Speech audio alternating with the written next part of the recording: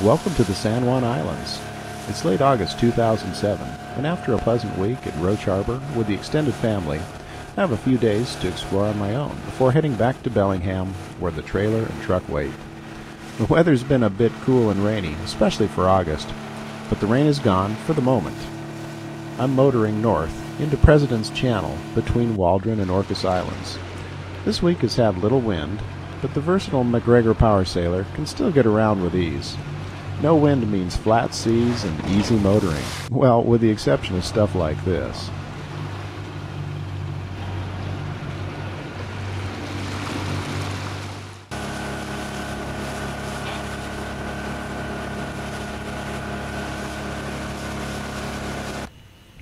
My goal is Sucia Island, a 2-hour motoring trip, as the clouds roll away from a blue sky. And there we are, tied to the dock on the Island Nature Preserve. It's mid-afternoon, with lots of time to stretch the legs with a hike.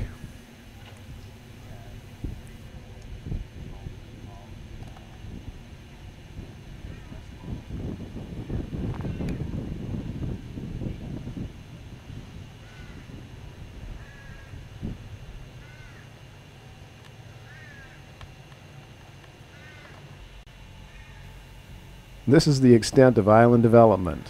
Composting toilets. No store, no shower, no restaurant, just composting toilets. And a few picnic tables here and there, along with fabulous scenery. Draws 100,000 boaters a year.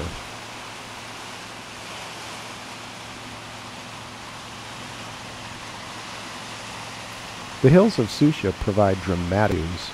The beaches here are all stone and rock, no sand.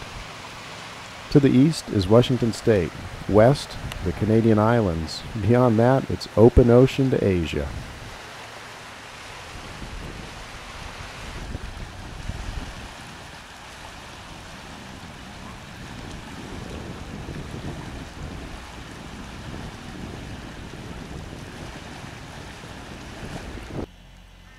These guys really know how to fish.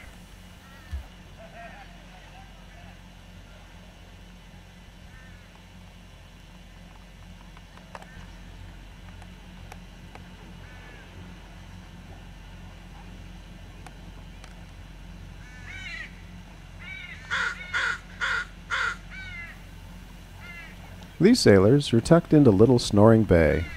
Legend has it that one of the park rangers liked to hide here for an afternoon nap.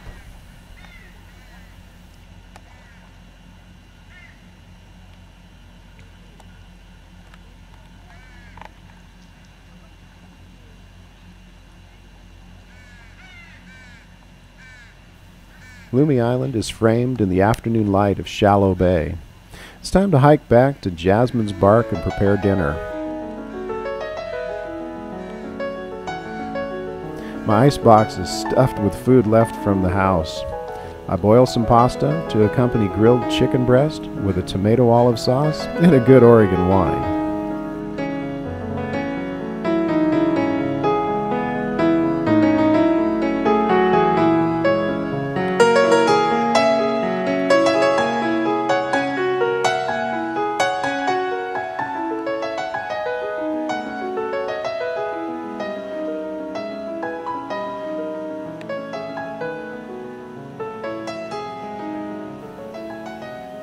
In the morning, a pot of oatmeal goes with French press coffee. I plan to sail to Blaine, and this breakfast will carry me a long way.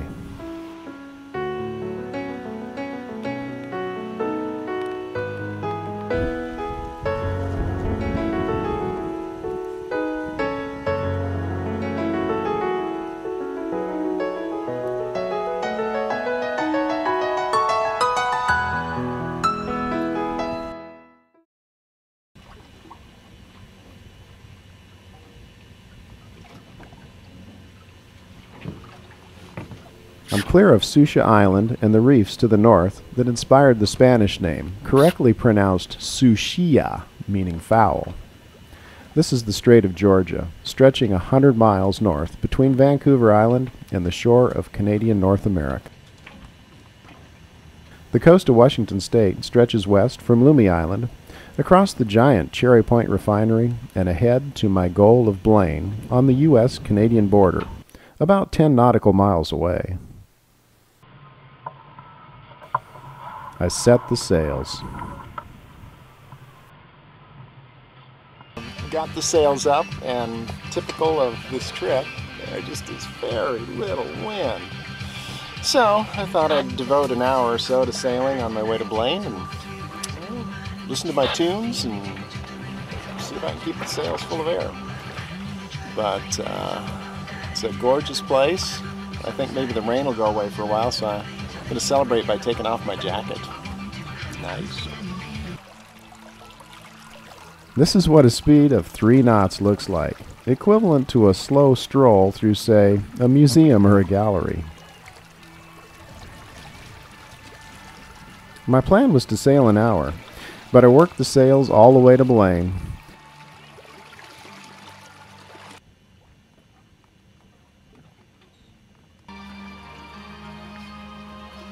They say the sea is a thief. Time vanishes as you trim sails, watch the coastline, and are surprised by the wildlife.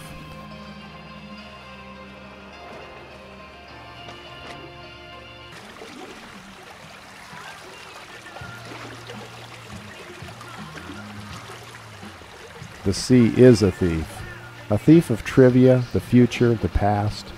This is the real gift of being on God's creation, just breathing, alive for the moment, and enjoying now.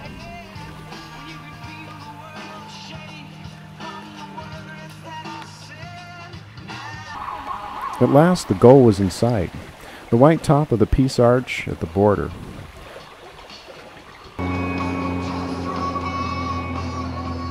Soon I furled the sails and motored into Drayton Harbor.